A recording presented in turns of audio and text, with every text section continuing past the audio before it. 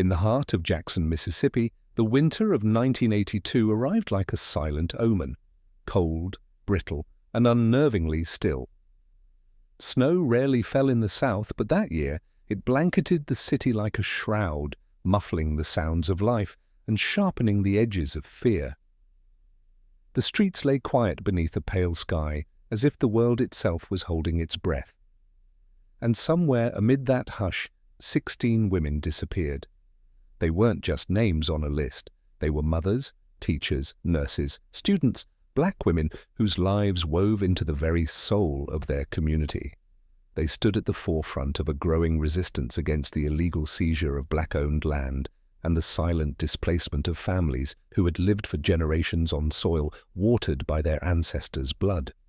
For months they had organized, rallied, spoken out in church halls and county hearings, demanding justice, demanding that the government cease its quiet but calculated erasure of African American history and property.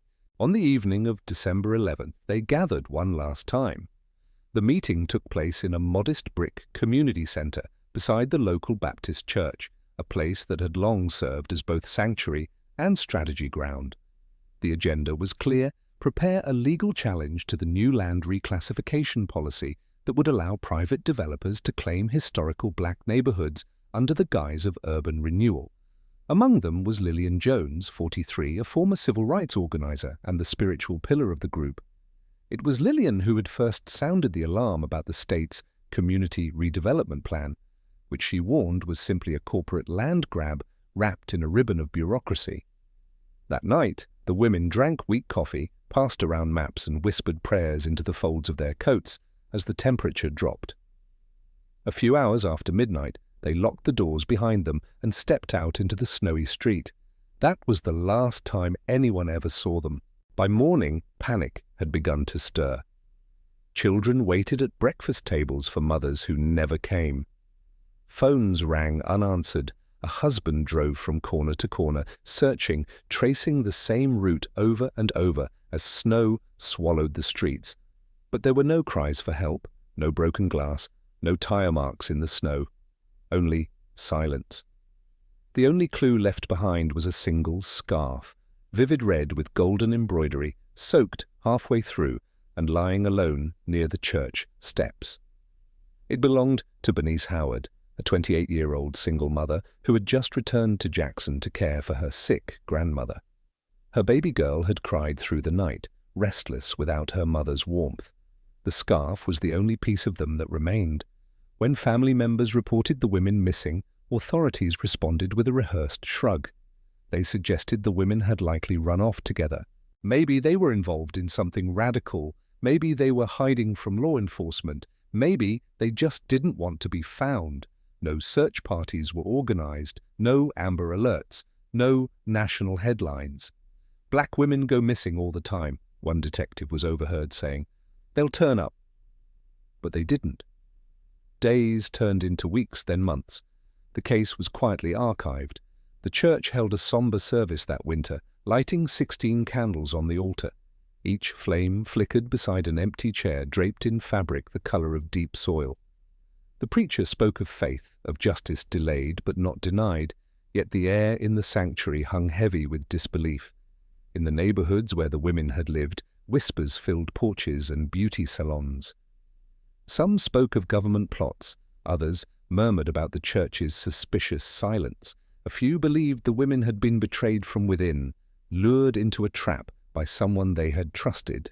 The city, eager to move on, erected a new billboard along the highway. Jackson, growing stronger together. But behind closed doors, in living rooms shadowed by grief, families taped photographs to walls and circled dates on calendars, refusing to forget. Among those grieving was a girl named Anna White, barely 7 years old at the time, who had lost her aunt Lillian to the void.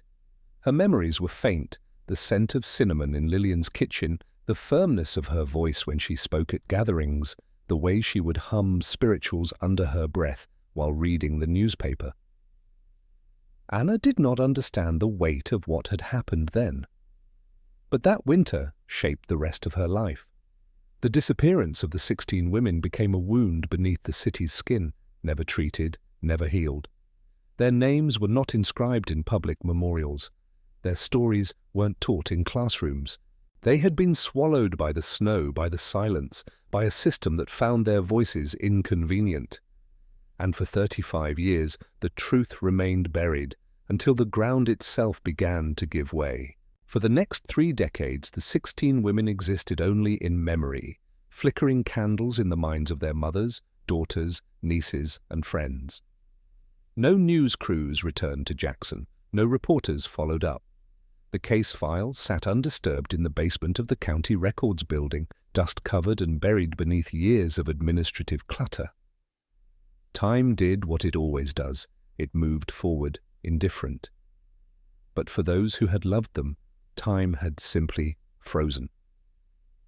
Every birthday passed with a question. Every holiday dinner had an empty chair. And for Anna White, now a teenager, every walk past the church made her chest tighten with a hollow pressure she couldn't name.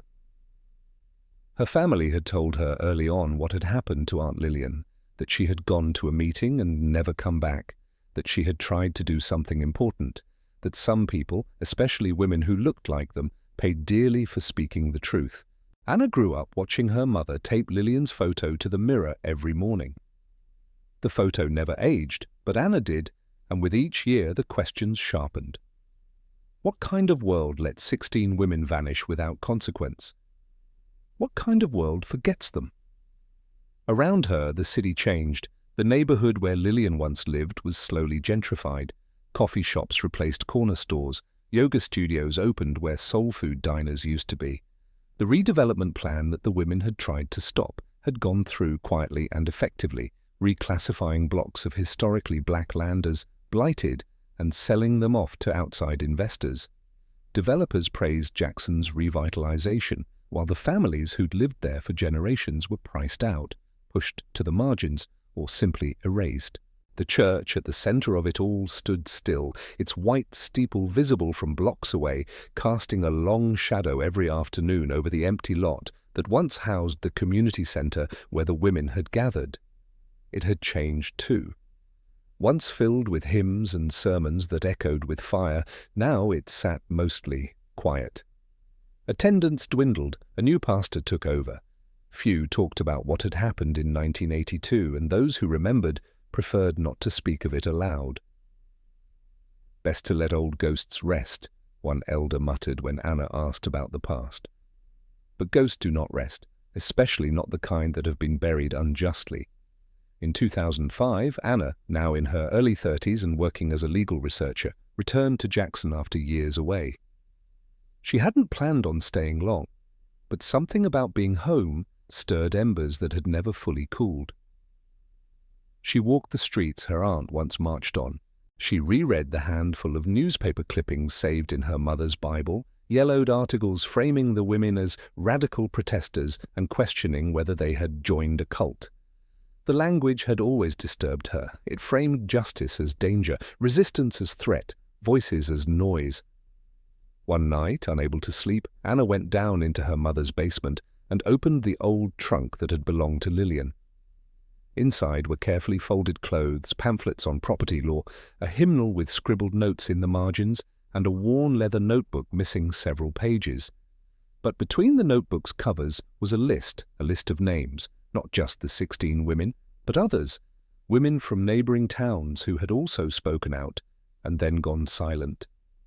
A pattern emerged, one that had never made the news. Anna felt her fingers tremble as she traced the names. She wasn't imagining it. The vanishing of her aunt and the others wasn't an isolated tragedy. It was part of something bigger, something systemic. She began quietly gathering information, contacting families, searching through public records. Most cases had been filed and forgotten. Some had never even been officially reported. Over the next few years, Anna found whispers buried beneath decades of silence, rumors of detentions, of unofficial raids, of federal visitors arriving just before community organizers went missing.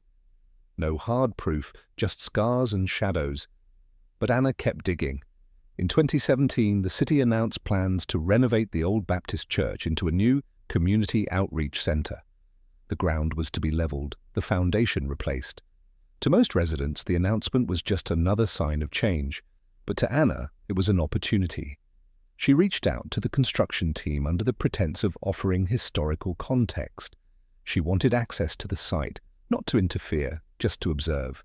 She had no real authority, but something in her voice must have persuaded them. They let her in.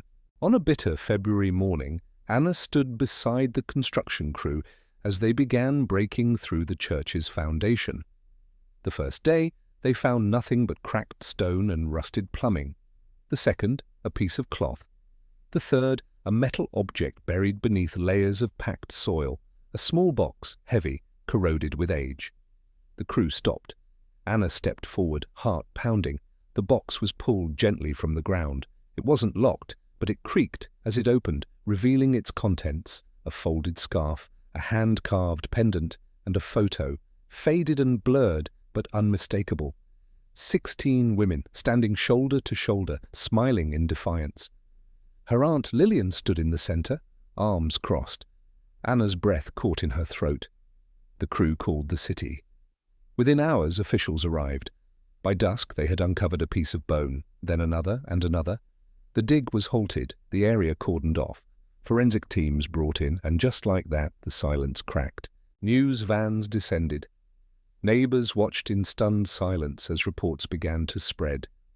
Human remains had been found beneath the church. At first, no one knew who they belonged to. But Anna did. In her bones, in her blood, she knew. The past had begun to speak. By the end of the week, the foundation of the old church had become a crime scene. Floodlights illuminated the rubble at all hours.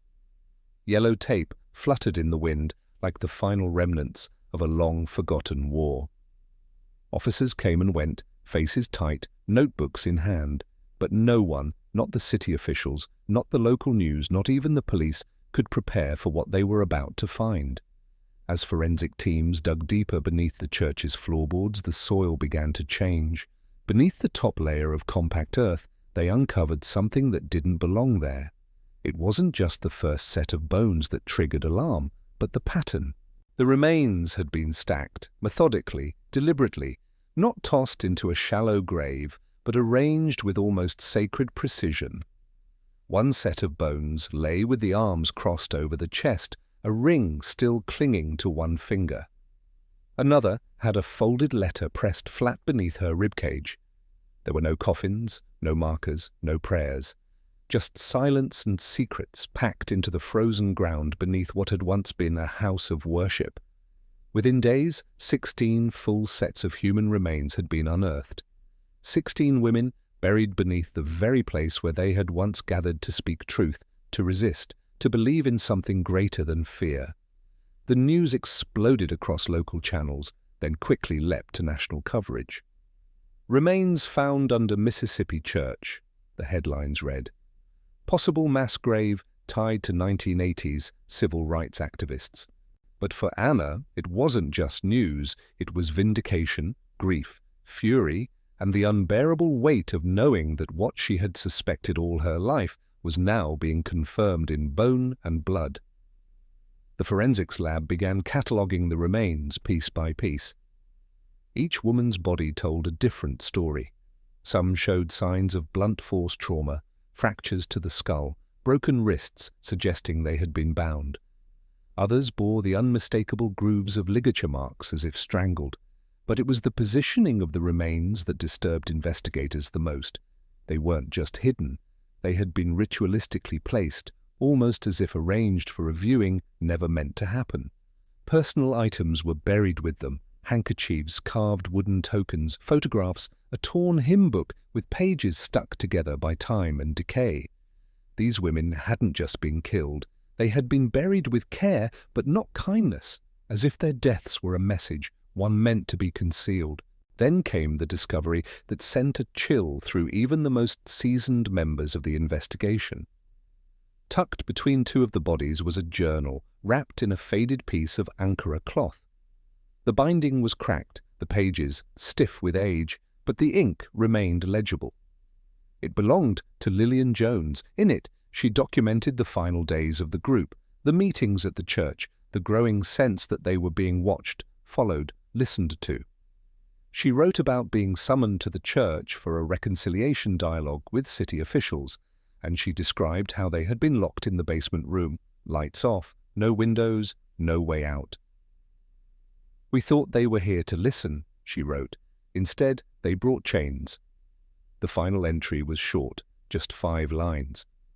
"They said no one would believe us. They said we'd disappear like smoke, but smoke leaves behind ash, and one day someone will find the fire."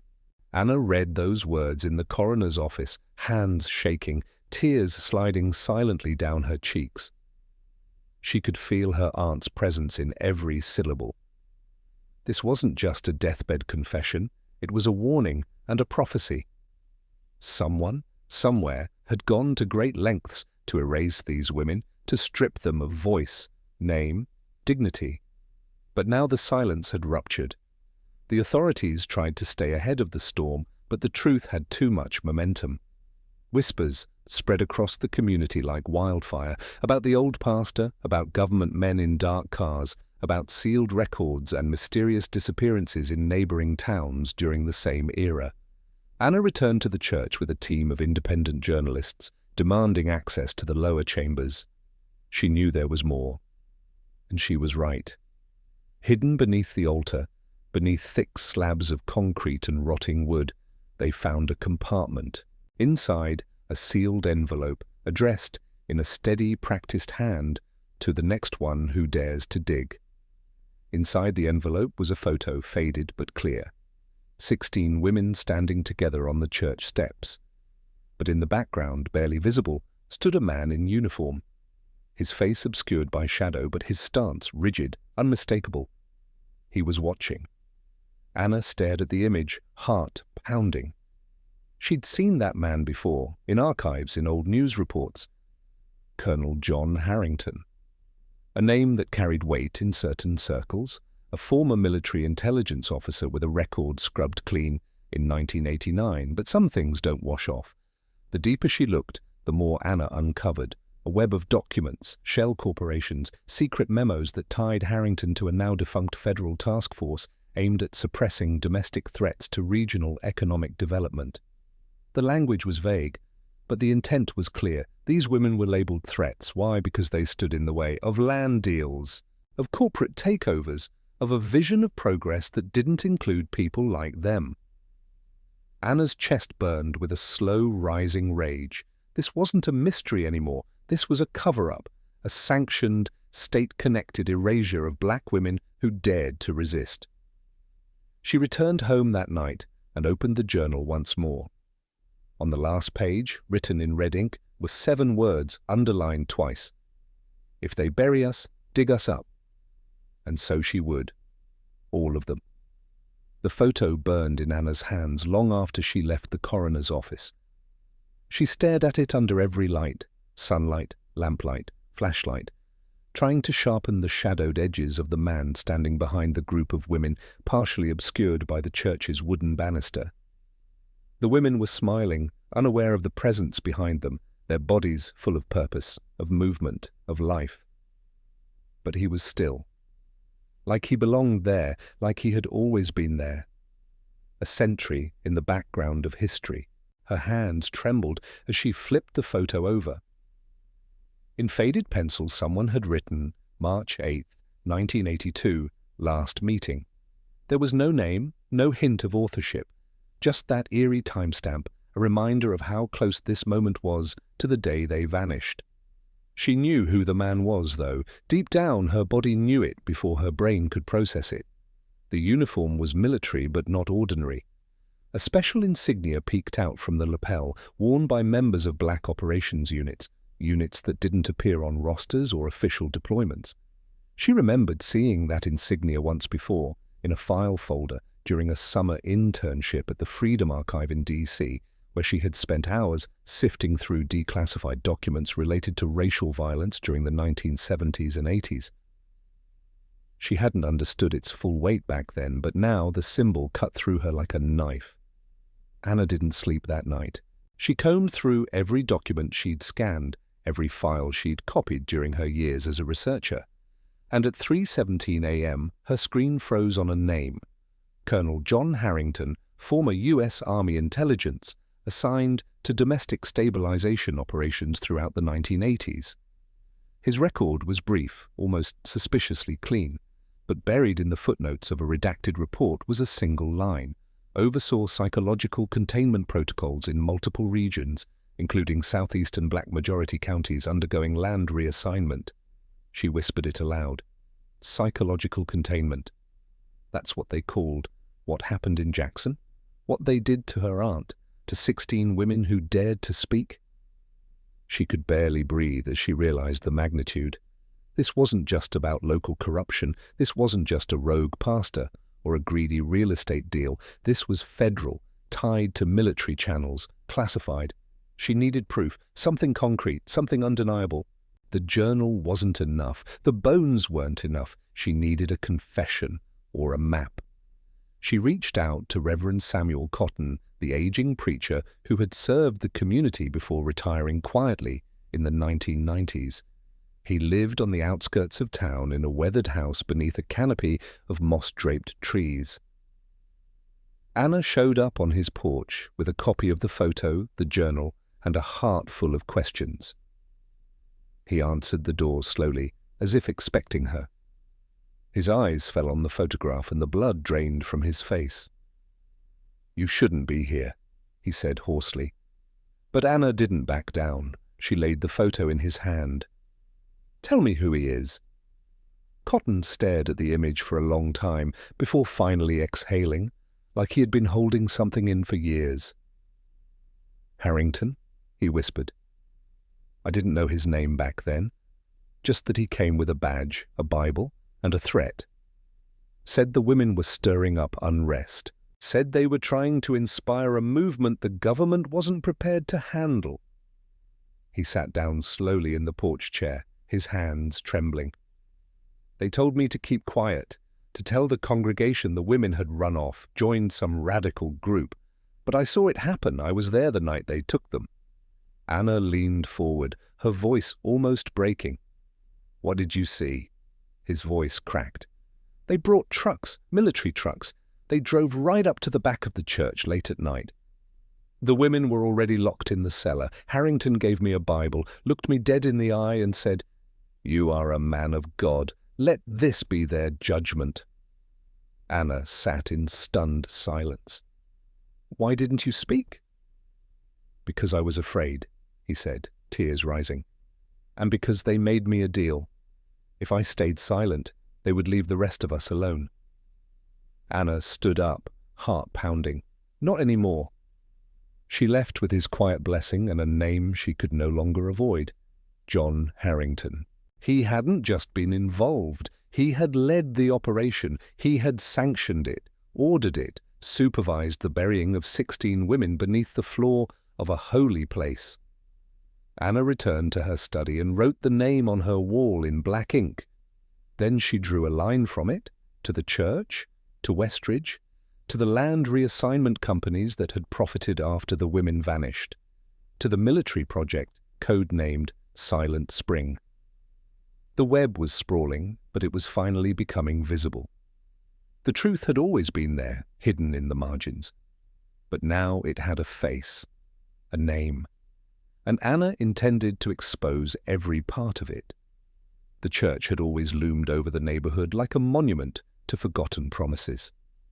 Its white wooden siding now peeled like old paint hiding bruises, its windows clouded by decades of dust and secrets. But beneath the steeple, past the altar that once echoed with hymns and hand claps, past the pews where women prayed with fire in their voices and calluses on their hands, there was something else, something that had never been sanctified. Anna stood inside the rotting sanctuary 2 weeks after the initial remains were discovered. The city had shut down official access to the site pending ongoing investigations, but she had found her way in through a side door left unlocked by a sympathetic construction worker, or maybe by fate. She moved slowly, her boots crunching over broken tile and old bulletins still stapled to corkboards announcing revivals from decades past. It felt like trespassing into a tomb. She passed the pulpit and stepped behind the altar. The floor creaked beneath her weight. There was no visible trapdoor, no obvious panel. But she remembered something her aunt had written in the journal. We feel vibrations when they walk above us, like thunder rolling through the bones of the church. That meant the room had to be directly under the altar. Not the basement, not the storage room, but something else, something hidden.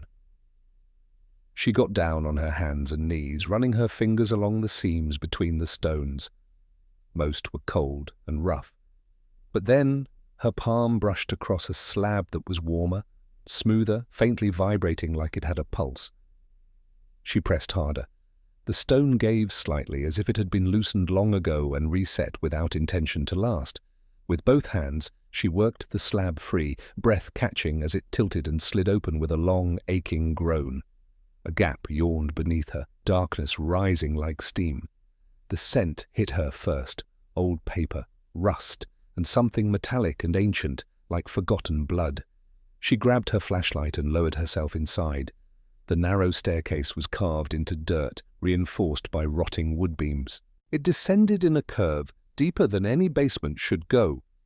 As she reached the bottom, the beam of her flashlight flicked across something that made her knees nearly buckle.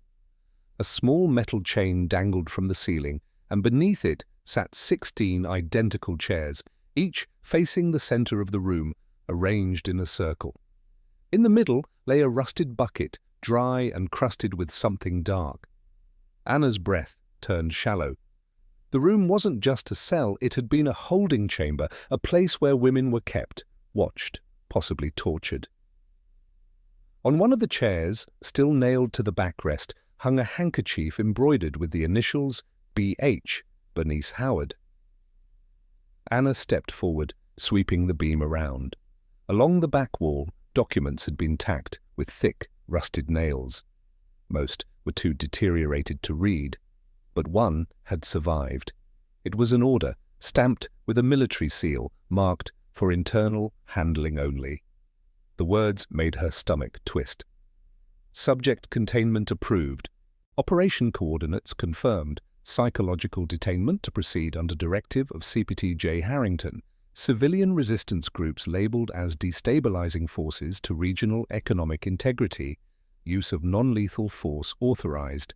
Final silence protocols at commanding officer's discretion. Below, scribbled in red pen, March 10th. Final judgment executed. No witnesses. Her legs weakened beneath her. They hadn't just been silenced. They had been scheduled. Anna tore the document down and folded it carefully. Behind it was something even worse. Polaroid photos, blurry but unmistakable, of the women in captivity. Huddled, some crying, some defiant, some with hands bound, mouths gagged. And in the background, always, was the silhouette of Harrington, watching, annotating, authoring their erasure. Anna couldn't hold it in. She dropped to her knees and sobbed into the silence, the walls echoing her grief like a choir of ghosts. But even as her body shook, her mind sharpened. She pulled her phone from her coat and began photographing everything. The room, the chairs, the wall of files, every inch had to be preserved. This wasn't history, this was evidence. She needed people to see what had happened, needed the world to feel the weight of it, not in theory, but in full, grim reality. As she climbed out of the chamber, her hands and coat streaked with dirt and rust, she felt the stone slab seal itself behind her, like it knew its secrets had finally been heard. That night, she uploaded the photos to a private archive, locked and encrypted. She backed up the files twice, one on the cloud, one mailed to a journalist friend in Chicago. Then she sat at her desk and began writing. A declaration, a manifesto, a promise. 16 women entered this church with courage. They were not lost. They were buried, hidden beneath sermons, beneath stone, beneath silence. But they left behind more than bones. They left the truth. And the truth never dies, it only waits. And now the wait was over. The photographs Anna released didn't go viral overnight, but they spread like smoke through dry brush. quietly, rapidly, dangerously. At first, it was just the smaller blogs, civil rights forums, underground history sites, the kind of places where truth had always been shared in whispers. But then came the podcast interviews, the local newspaper feature, and finally, the national attention. CNN requested comment. The New York Times ran a piece titled The Lost 16. And suddenly, Jackson, Mississippi, became a battleground between memory and denial.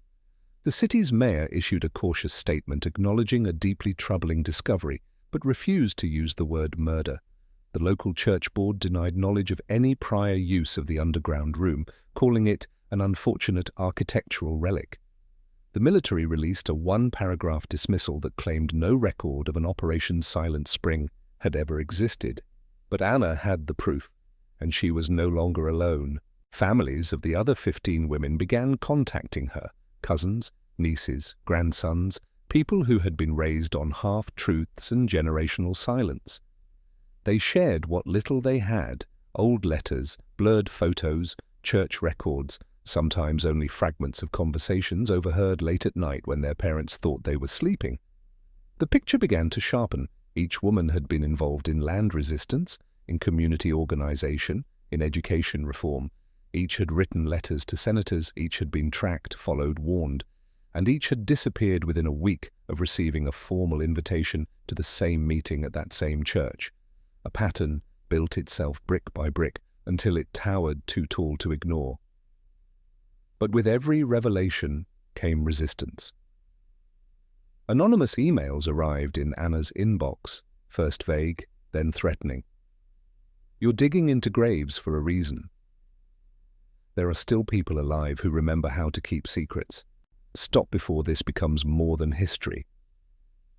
At night, she heard clicks on her phone line. Her apartment light flickered. Her tires were slashed once, silently, without confrontation.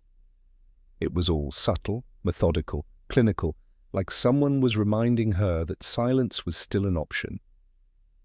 But she didn't stop. She couldn't. One afternoon, she received a brown envelope in her P.O. box, no return address. Inside were 4 photographs. The first showed the women, again seated in the underground chamber. The second, a group of uniformed men outside the church's back door, including one unmistakable profile, Colonel John Harrington. The third was a grainy image of a document marked Reintegration Control Protocol, Phase 4. The fourth froze her blood. It showed the bodies, stacked, wrapped, unmoving, clearly photographed before they were buried. At the bottom corner of the photo, in faint ink, someone had written, "They knew."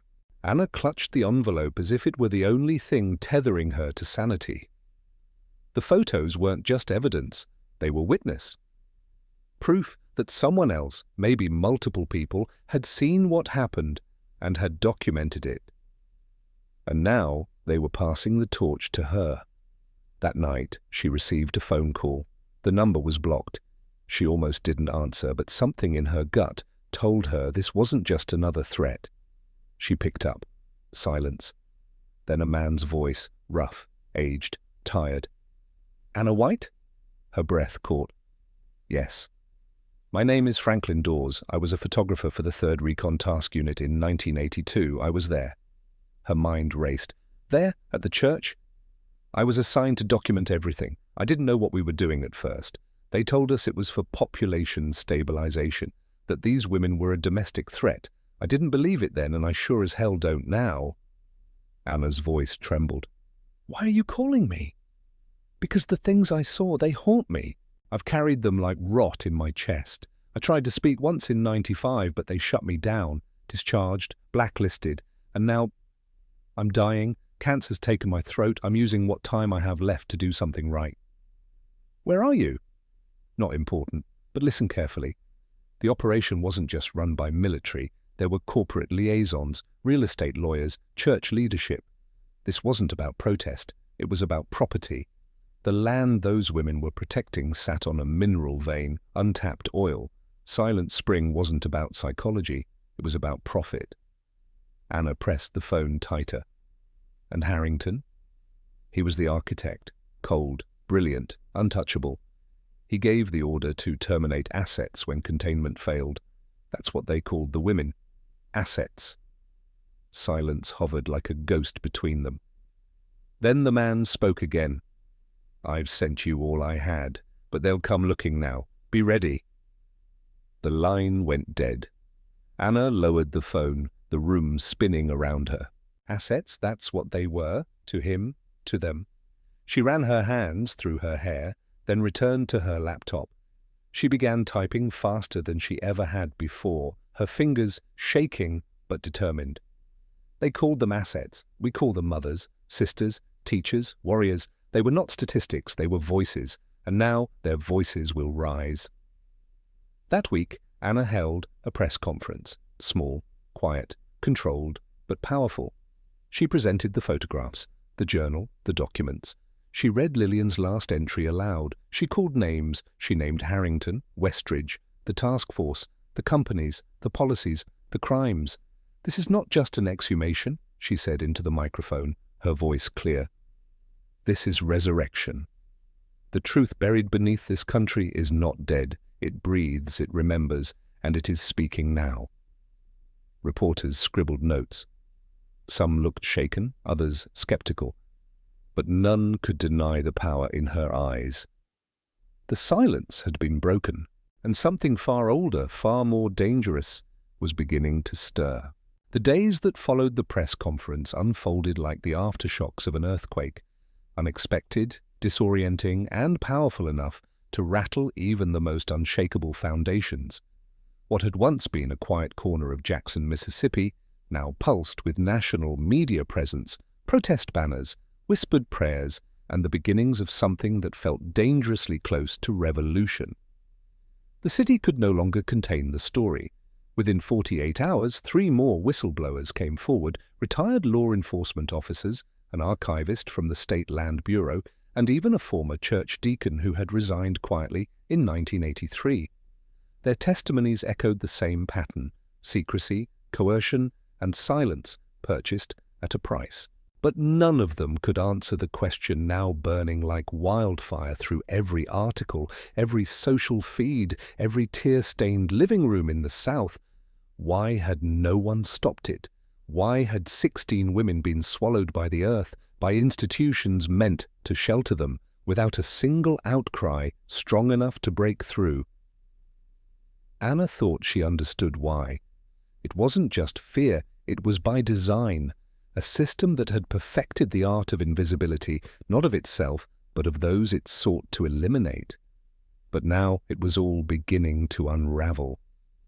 She returned to the church not as a trespasser, but with a court order and a state-sanctioned investigation team.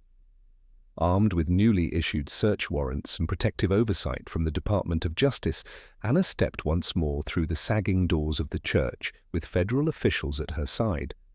What they found that day changed everything. Behind one of the walls in the rectory, hidden behind layers of brick and insulation, was a room, a second chamber, a space not marked on any blueprint. It had no ventilation, no natural light, just concrete, dust, and old steel shelving. And on those shelves, boxes, dozens of them, folders, journals, surveillance logs, tapes, all marked with the emblem Anna had come to dread, the seal of Operation Silent Spring. The files contained transcripts of intercepted calls, church attendance rosters, letters from the women to their families that had never been delivered. But most chilling of all, there were forms labeled Community Risk Index Assessments. Each woman's name listed, each evaluated, each marked with a final red stamp: escalation imminent, recommend detainment. Anna stood frozen as agents catalogued every file. She watched one officer carefully lift a worn cassette tape labeled March 12, 1982, Final Containment Debrief, CPT-J, Harrington. She didn't want to hear it, but she had to. Hours later, back at the DOJ field office, they played the tape. The recording crackled with static. Then a low voice filled the room, steady, clinical, devoid of remorse. All subjects secured as of 0300 hours, final phase executed with minimal resistance, religious infrastructure effective as compliance channel, recommend repeat protocol in zones with active agitation. Objective, neutralize emotional contagion, maintain plausible deniability through ecclesiastical framing. Result, 16 silenced, assets neutralized, operation successful. The room went dead silent. Even the federal agents shifted uncomfortably in their seats. Anna stared at the machine, her jaw locked, her heart thudding like war drums inside her chest. She had always known this was more than a mistake. But now she had confirmation. It was a playbook, a repeatable strategy, a system of erasure that masqueraded as progress. The words emotional contagion stuck with her like thorns. That's what they had called her aunt's voice, Bernice's laughter, Claudine's speeches, Maya's songs. Contagion. But if emotion was a contagion, then maybe grief could be a revolution, maybe truth could be a weapon, maybe love, as dangerous as it was, could infect the very walls that tried to contain it. The story exploded globally. Civil rights organizations called for congressional hearings. Universities opened independent investigations. Artists began painting murals of the 16 women across walls in Atlanta, Detroit, Oakland. Their names, once spoken only in mourning, were now shouted in protest, printed on T-shirts, etched onto classroom doors. But backlash came fast and vicious. Anonymous websites called the investigation a hoax. Far-right media spun narratives about Anna being an agitator funded by outside forces. Her email inbox flooded with vitriol. A Molotov cocktail was thrown at the window of her car late one night. It didn't explode, but the message was clear: stop, or we will make you stop. But Anna didn't flinch. She knew the risk. It was the same risk her aunt had taken, the same risk all 16 had faced in that basement beneath the altar. Only now the difference was light. The world was watching, and even those who wanted to pretend otherwise had to blink eventually. She received a call from a former senator, an old man now, voice brittle with guilt. "I remember their names," he said. "I saw the reports. I didn't speak. I was a coward." "Then speak now," Anna replied. "While you still can." He did, on live television. And with him others followed, church officials, army clerks, congressional aides, like floodgates breaking, like the walls themselves had grown tired of silence. It wasn't justice, not yet, but it was breath, it was movement, it was truth shaking off the dust. That night, Anna stood alone in the now empty church, the foundation exposed, the walls torn back to their bones. She walked to the altar, to the very place where the first stone had been lifted. And there, carved faintly into the old wood beneath the pulpit, she saw something no one else had noticed. A symbol. The same one from her aunt's journal. A spiral broken by a single vertical line. The mark of defiance, the mark of memory. The mark of the ones who were never meant to be found. She touched it gently, a tear slipping down her cheek. "They thought this place would bury you," she whispered, "but you turned it into a map." And she followed it. Into fire, into history, into the light. The letter arrived in a plain manila envelope. No return address, no markings, only her name, written in firm, slanted ink across the front. Anna hesitated before opening it, her hands instinctively trembling, her heart already anticipating that whatever lay inside would not be ordinary. She slid her finger beneath the seal and pulled out a single, yellowed sheet of lined paper, creased 3 times, aged by years and sorrow. The handwriting hit her like a tidal wave. She would have recognized it anywhere. It was her Aunt Lillian's. Her throat tightened as her eyes scanned the first line. "To whoever finds this, especially if it's my Anna." Anna sat down, gripping the paper with both hands, her breath shallow, as if even the air was listening. The letter was dated March 9th, 1982, 2 days before the last photograph, 3 days before the women vanished. "If you are reading this, it means the worst has come to pass. I won't pretend to know how or when you'll find this or if you'll even believe it, but I need you to understand what we were fighting for, what they tried to erase. They told us we were being relocated for questioning. But the moment they closed the door behind us in the basement of the church, we knew this wasn't about questioning. This was about silencing. They didn't come with Bibles or laws. They came with chains and files. They knew everything, our names, our families, our movements. It was all planned. We've been down here for 3 days now. They keep the lights low. They bring food, but no answers. At night, we hear footsteps above us, and sometimes we think we hear digging. I don't know what they're building or what they're preparing for, but I don't think we're supposed to come out. I want you to know we weren't afraid. We sang, we prayed, we held each other's hands when they brought in men with notepads who asked questions like, "Do you believe you are causing instability?" Or, "Why does land ownership matter to your kind?" They don't see us, Anna, not really. To them, we're interruptions, footnotes, but we are the story. We are the soil and the seed and the song. I saw them move in the crates today, wooden, heavy, labelled with numbers, not names. I think that's what we'll be buried in. No ceremony, no headstone, just numbers. But please remember us with names. Speak them. Write them.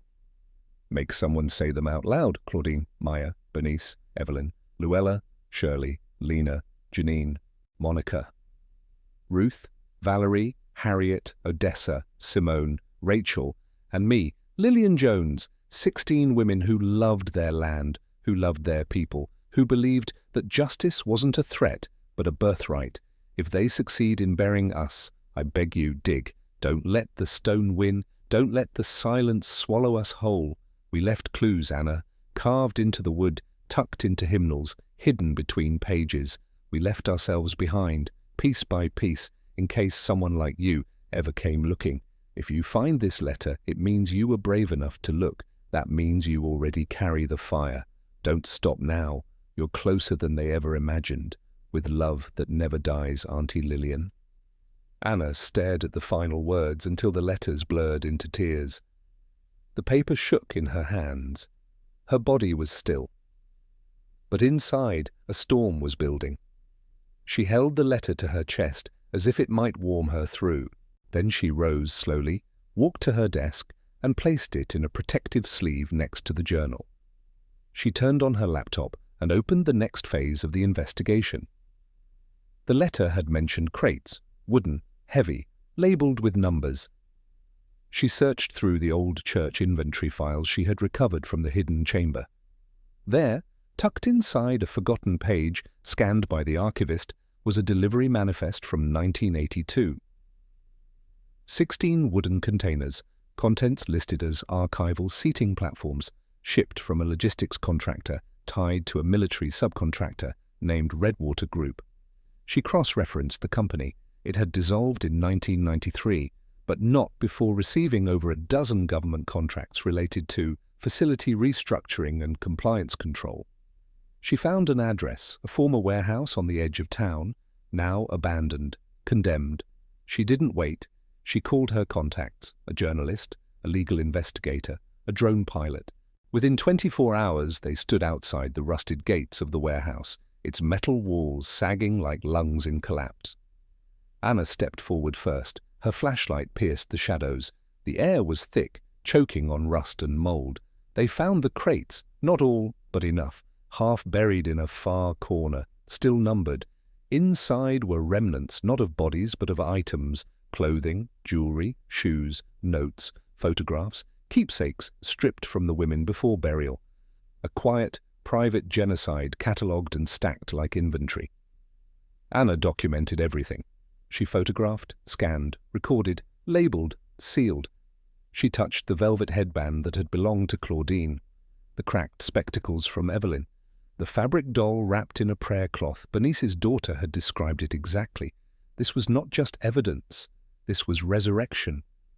They returned to the city that night carrying more than just history. They carried proof, the final nail in the myth that the women had vanished. No, they had been taken, broken down, disassembled into pieces, but their truth had survived. That week, Anna launched a memorial website. It featured the names, faces, and final belongings of all 16 women, a living archive. Visitors could light virtual candles, listen to audio recordings of the journal, read the last letter aloud. Within 3 days, over 2 million people had visited. By the 7th day, schools across Mississippi began asking permission to include the story in their curriculum. And on the 10th day, a mother from Chicago messaged Anna. "My daughter learned their names. She wants to be a lawyer now," she said. "I want to fight for women like them." Anna read the message under the same lamp her aunt once used to annotate her legal texts. She smiled through her tears. Because somewhere, somehow, the fire had survived. It was never going to be enough to tell the story. Not when the forces behind it were still alive, still seated, still powerful. In the days after the discovery of the crates, Anna found herself caught between two storms: the rising public movement demanding justice for the 16 women, and the tightening resistance from entities desperate to keep the deeper truth buried. She received a call late one evening from a contact inside the state archives, a woman named Leah who'd been quietly sending Anna access to restricted files. Her voice over the phone was tight, clipped, nervous. "You need to come now," she said, "before they wipe it." Within the hour, Anna stood in the back room of the Jackson Municipal Records Office, surrounded by the hum of fluorescent lights and the faint whir of surveillance cameras. Leah handed her a folder, thick, red-labeled, stamped with a name Anna had not seen before: Project Groundvale. Inside were over 100 pages of interagency memos, maps, expense reports, and meeting minutes. Anna sat at the table as her hands trembled through every page. Groundvale had been a multi-agency initiative launched in 1981 by a coalition of government departments: military intelligence, the Department of the Interior, and a covert advisory council comprised of private developers and civic consultants, language thinly veiled for lobbyists. The program's objective was laid out in dry, bureaucratic phrasing: to secure the socio-political stability of targeted redevelopment zones through suppression of civil unrest, media distraction, and asset neutralization. And on page 14, in bold font, Jackson, Mississippi, Priority Tier 1. The women were never simply activists. They were categorized as disruptive influencers. Anna saw the names, each of the 16. Next to each was a series of coded entries, surveillance reports, meeting transcripts. Some had a final box checked in red ink. Cleared, permanent solution. Her breath stopped when she saw the signature. J. H. Harrington. She knew it already, but seeing it inked onto an official federal document lit a new kind of fire in her chest. She flipped the pages until she found a printed memo dated March 1st, 1982. Operation Channeling to proceed as scheduled. Church site confirmed. Local liaison Westridge to manage on-site narrative. It had all been sanctioned, coordinated from the top down. The church had been chosen not just for its proximity, but for its symbolic weight, a holy place used to smuggle in the unholy. Anna scanned the documents and secured the originals. Within hours, she had uploaded the most damning pages to the website and forwarded them to journalists, attorneys, and congressional representatives who had shown support. The response was immediate and explosive. Congressional hearings were called. An emergency ethics committee began preparing subpoenas. News anchors used phrases like systemic cover-up and historic betrayal. But the pushback turned darker. Her phone was hacked, her inbox flooded with death threats, her office window shattered in the night. Still she pressed forward. She began to piece together the chain of custody, the names and connections that linked Groundvale to the church, to the land sales, and to key figures who had since risen into state and federal power. And at the heart of the operation, still untouched, still untouchable, was Colonel John Harrington. Retired, wealthy, living on a sprawling ranch in northern Arizona, where he served on several defense consulting boards and made frequent television appearances as a national security expert. Anna had watched him once, jaw tight, as he spoke about the importance of safeguarding American values. He had smiled while saying it. She knew she would never get a confession, not from him, But she didn't need it anymore. The documents were louder than any courtroom statement, and the people were listening. On the anniversary of the women's disappearance, March 12, 2018, thousands gathered in Jackson. They held candles, carried signs with the women's names, spoke their stories aloud. The old church was lit in purple and gold, the colors of strength and remembrance. Anna stood at the podium, her voice steady despite the lump in her throat. "For too long," she said, "power has hidden behind stone walls and red tape, but the stones have cracked, and through them, truth is blooming. These women did not die in vain. They stood, they resisted, and now we do too." The crowd roared, and the sound lifted through the air like thunder rolling through time. That night, as Anna returned home, she found a letter slipped under her door. This time, it bore no threat, just a single line handwritten in block letters. "The walls have started falling. Finish the job." There was no signature. She didn't need one. In the days that followed, whistleblowers continued to come forward.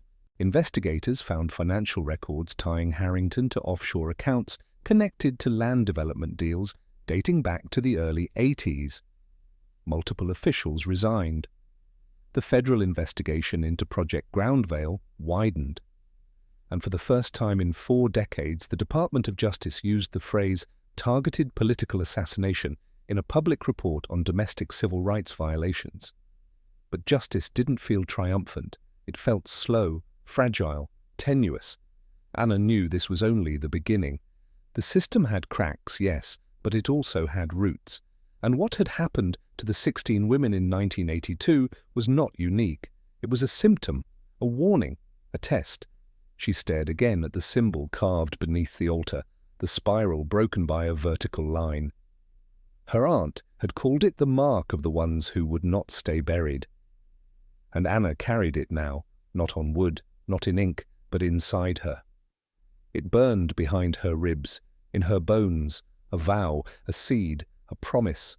The ripple had become a wave. What began as a whispered investigation led by a single woman in search of her aunt had now ignited a national reckoning that refused to be contained.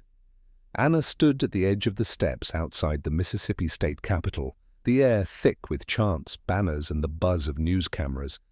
Thousands had gathered, not just to mourn, but to demand. They came from Detroit and Oakland, from Birmingham and Baton Rouge. Families of the disappeared, survivors of other cover-ups, young activists with fire in their eyes, and elders with wisdom in their voices. The names of the 16 women were printed on massive black and white banners hung across the Capitol facade like scripture. Beneath them stood 16 empty chairs, symbols of the lives lost, seats at the table that had been stolen. Anna took the podium once more. Her voice carried not just words, but thunder. "They called our voices unstable. They called our grief a threat. They tried to bury truth beneath holy floors and redacted files. But here we are. They failed." The crowd erupted, and behind her, the state attorney general stepped forward, flanked by federal officials. For the first time, a formal apology was issued from the state of Mississippi. But Anna didn't flinch. She didn't cry. She listened. Then she stepped aside and handed the microphone to Rosa Lee Edmonds, daughter of Claudine Edmonds, one of the 16. Rosa had never spoken publicly, but now her voice pierced the air like a bell. "My mother taught me to walk with dignity. They tried to erase her, but look at me now. Look at all of us. You cannot erase what is rooted in love. You cannot erase what grows in the dark." That speech would later be quoted in courtrooms, printed in textbooks, stitched into protest art. It marked a shift, not just in the case, but in the consciousness of a country long numbed by systemic amnesia. Investigations expanded beyond Mississippi. Other hidden burial grounds were found beneath shuttered buildings in Alabama, Georgia, and Louisiana. Women, children. Some names known, others never recorded. But the patterns were unmistakable. For Anna, each new discovery was a wound, but also a light. As if the women were guiding her, forcing the soil itself to confess. One afternoon, while working in a temporary research lab set up in Jackson, she received an encrypted file from an anonymous email address. It contained audio files, transcripts, and a classified memo from 1981. It detailed the creation of containment corridors, rural zones selected for quiet extraction of dissidents deemed threats to federal redevelopment. The corridors had names, coded, clinical, but all mapped onto neighborhoods that had once been rich in black land ownership. Jackson, Selma, Pine Bluff, East St. Louis, a pattern of displacement disguised as progress, a map of erasure. Anna released it all to the public. Media outlets swarmed, politicians scrambled, and slowly the mask of respectability that had long covered these institutions began to crack. Lawsuits were filed, compensation funds were created, and for the first time, several surviving family members were invited into closed-door sessions with members of the U.S. Senate. Anna refused the invitation. She wouldn't sit in secret. She knew the power was not in the rooms behind doors. It was in the streets. In the poems, children now wrote about the 16. In the mural being painted across the side of the courthouse. In the lullabies, mothers now sang with new verses. The story had become folklore, but not fantasy. It was real, etched into public memory with all the weight of truth. One night, long after the reporters had gone quiet and the protests had moved to new cities, Anna sat alone at her aunt's old piano. She had never learned to play, but she touched the keys softly, letting the sounds drift like questions into the air. She opened Lillian's journal again, worn from years of reading and rereading. On the final page, written faintly in pencil, was a line she had somehow missed before. "We sang in the dark so the next ones would not feel alone." That line stayed with her, not as a comfort, but as an instruction. She began organizing a foundation in honor of the 16 women, the Fire Beneath Foundation. Its mission, to fund investigations into state-sanctioned disappearances, to support grassroots historians, and to train young journalists in narrative justice. She wasn't alone. Rosalie joined as a co-founder. So did Leah, the archivist, who risked her job to hand over the Project Groundveil files. Survivors, artists, lawyers, teachers. They all brought their own bricks to build something no system could tear down. They traveled across the country, speaking at universities, community centers, church basements, and every place they went someone would come forward, a name, a journal, a clue. The map of truth was expanding, and with every expansion, the lies shrank. Years passed. The memorial site at the old church became a national monument. A flame burned continuously in the basement where the crates had once rested. Each year, on March 12th, bells rang 16 times at dusk, not just in Jackson, but in cities across America. Anna never stopped working. She never stopped uncovering, even when she grew tired, even when the grief knocked her breathless, because grief, she'd learned, is not the enemy of justice. It is its beginning, its proof, its persistence. And every time she stood before a crowd, before a mother who had waited 40 years for answers, before a child holding a protest sign drawn in crayon, she carried Lillian's voice with her. We sang in the dark. And now the world was finally listening. The wind that swept across Jackson that morning felt familiar, almost ancestral. It whispered through the magnolia trees and danced along the sidewalk cracks like memory given breath. It was the 10th anniversary of the truth breaking wide open, and the old church-turned memorial now stood transformed. Where once the basement was hidden, buried, dark, it had become a sanctuary of names. Visitors walked through a glass-covered floor, beneath which 16 symbolic beams of light pulsed slowly from below, each aligned with the spot where a woman had once been held. Anna walked quietly down the corridor, past letters framed on the wall, artifacts encased in glass, a red scarf folded reverently beside Bernice's doll. She stopped at the last display, her aunt's journal, opened permanently to the final page. There were no more words to add to it now, only the ones that had yet to be lived. Behind her, the space began to fill with footsteps, students from a local high school, a young poet from New York, a couple who had driven overnight from Tulsa just to say her name aloud. Lillian Jones, they whispered. We remember. Outside, the lawn had been reshaped into a garden, with winding paths leading to 16 marble stones arranged in a circle, on each the etched name of one of the women, and beneath it a line from the final letter Anna had received, "Remember us with names." And yet, even as the nation bowed its head, Anna's heart had grown heavier. She had learned in those years that justice was not just a verdict or an apology. It was what followed when the world moved on. And she had watched the world move on many times to new scandals, new griefs, new injustices. The Foundation still worked tirelessly, uncovering new disappearances, fighting for funding, pushing legislation to classify forced disappearance as a federal hate crime. But every victory came with resistance: budget blocks, misinformation campaigns, subtle threats from nameless sources. Some ghosts didn't want to be exhumed, and some gatekeepers still believed certain stories were better left buried. Anna had never stopped digging. In the 9th year of the movement, she uncovered sealed transcripts from a military hearing in 1994. It revealed that Redwater Group, once thought to be dissolved, had merely changed names. Its successor now operated under a new contract as a national crisis management entity, focusing on civil disturbance mitigation through private partnerships.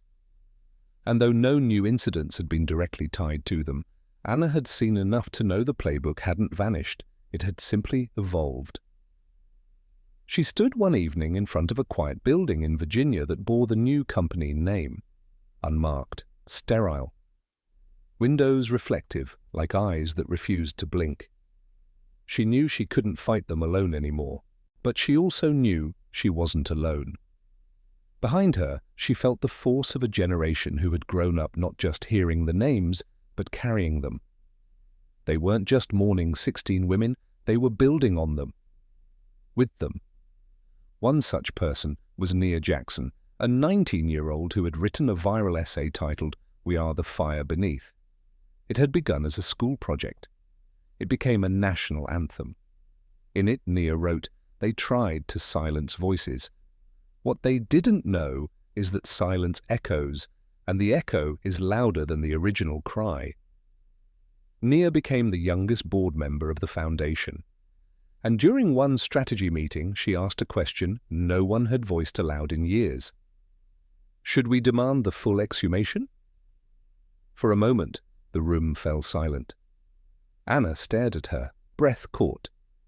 The buried space beneath the church had never been disturbed, not fully. Only the artifacts, only the crates. No official excavation had ever been conducted despite suspicions. Rumors had always lingered that the actual bodies, if buried, might still be there, deeper, hidden beneath poured concrete and secrecy. It would take a court order, community support, political will. But Nia was right.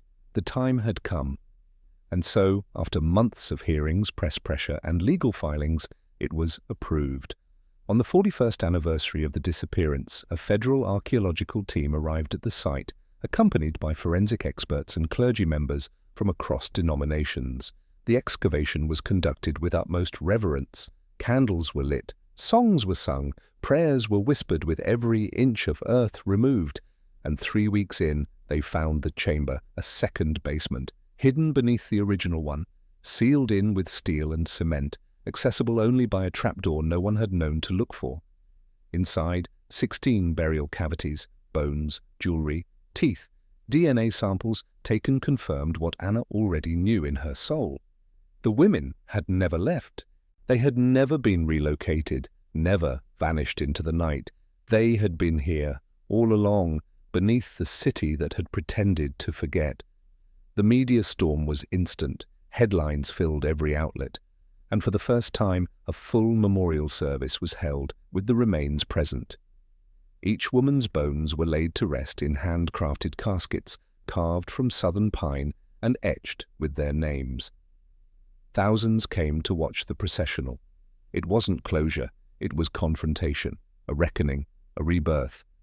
and as the 16th casket was lowered into the memorial crypt, Anna stood beside it and whispered only one word: "Home." She looked up at the sky above Jackson, once cruel, now lit with lanterns rising toward the stars. And in the hush that followed, she felt her aunt's presence not as memory, but as movement, not gone, not lost, but finally seen. The memorial flame at the center of the sanctuary never went out. Through storm and heat and years of shifting headlines, it remained, burning low but steady, a whisper of fire against the wind. 10 years had passed since the full truth came into light. 43 years since the women were taken. In that time, the world had not healed, not fully, but it had changed. New laws had been written. Federal review boards established to investigate historical cases of forced disappearance. The Fire Beneath Foundation had grown from a small, defiant effort into a global initiative, training young historians, sponsoring excavation efforts, archiving oral histories from communities too long silenced. But perhaps most remarkable of all, every March 12th, the bells rang, not only in Jackson, but in cities across 4 continents. In Paris, a choir sang in a decommissioned church with stained glass windows painted to reflect the faces of the 16 women. In Lagos, students marched through the streets in silence, holding candles in recycled jars. In Chicago, the names were read aloud in elementary schools, each child echoing them back like scripture. The women had become more than martyrs, they had become legacy. Anna, now in her 60s, had grown slower, but never still. Her hair had turned silver, her eyes remained fierce. She had declined interviews for years now, preferring instead to teach in small seminar rooms and lead walking tours through sites most textbooks still ignored. She taught young people to ask questions, to trust intuition, to document everything.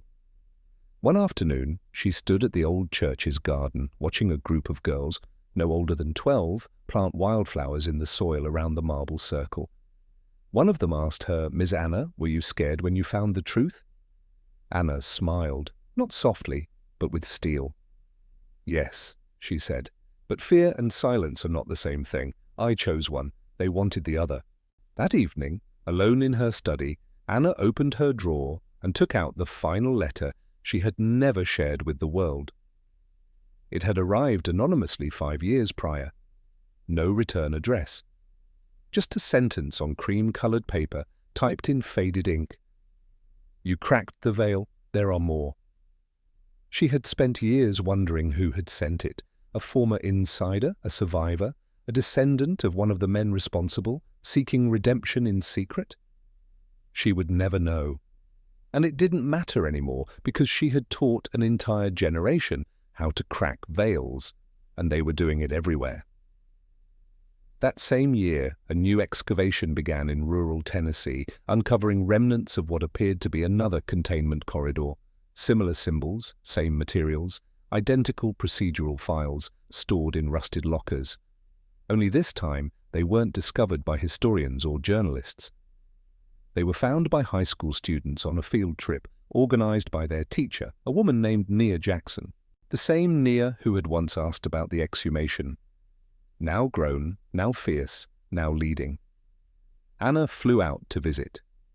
She stood beside Nia as they examined the newly found files. Nia turned to her, smile solemn. "It's bigger than we thought." Anna nodded. It always was. Before leaving Tennessee, Anna visited a local bookstore and picked up a worn copy of a poetry collection titled "Sing the Bones Awake." It had been written by Rosalie Edmonds, now a celebrated author and activist. On the inside cover was a dedication, "For the ones who spoke through stone. You taught us how to echo." That night, Anna dreamed of her aunt, not as a ghost, but as a choir of women standing in a circle of light. They sang in a language she didn't recognize but somehow understood, a song with no beginning, no end. When she woke, tears wet her pillow, but she was not sad. She was charged. At the next board meeting of the foundation, Anna made a quiet announcement. "I'd like to step down as executive director." Gasps echoed. Nia started to object, but Anna raised a hand. "It's time," she said. "Time for new hands, new eyes. The fire is yours now." But she wasn't gone. Not truly. She still came to the church every Sunday morning, not to worship, but to listen. And on the anniversary of the discovery, when the bells rang 16 times, she rang the first one herself, her hand firm on the rope, her heart steady. As the sound lifted into the air, it crossed city lines, state lines, country borders. It rang in alleyways, in cathedrals, in courtrooms. It rang in the marrow of those who had long thought justice impossible. It rang in the bones of the earth, and the earth answered. Because though the 16 had been taken, their voices had not. Though their bodies had been hidden, their truth had bloomed like wildflower roots in concrete, cracking it, reshaping it, owning it. Anna looked out across the garden, now filled with schoolchildren, elders, lovers, strangers holding hands, and she thought of that final page in the journal, the words that had first pulled her into this fire. "We sang in the dark, so the next ones would not feel alone." And now they were no longer alone. They were heard. They were named. They were home. And still they rose.